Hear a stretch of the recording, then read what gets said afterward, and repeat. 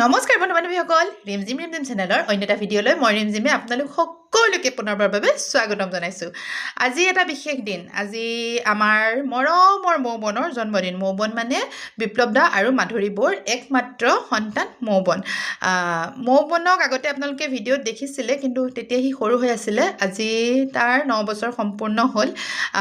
ভাবিছিলোঁ আজিৰ ভিডিঅ'টো প্ৰথমৰ পৰাই বনাম, কিন্তু প্ৰথমৰখিনি কৰিব নোৱাৰিলোঁ কিছুমান কামৰ ব্যস্ততাৰ বাবে। তথাপিতো যিহেতু বাৰ্থডে পাৰ্টিত বাচ্চাবিলাকৰ কাৰণে ভাল লগা সময় দুটাই থাকে।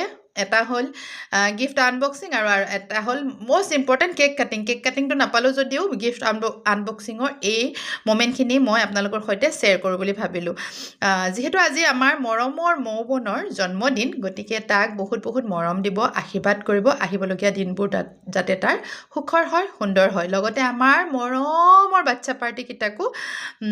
বাচ্চাকেইটাকো গোটেইকেইটাকে মৰম দিব বুলি আশা কৰিলোঁ।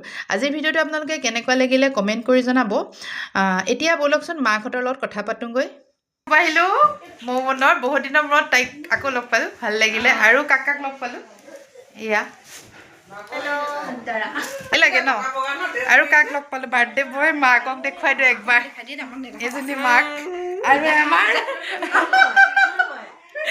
এয়া চিনাকি ন, চিনাকি মুখ, এইফালেও চিনাকি মুখ। এইগৰাকীকহে নতুনকৈ চিনাকি কৰি দিছোঁ দেই। এগৰাকী মোৰ বৌ হয় আৰু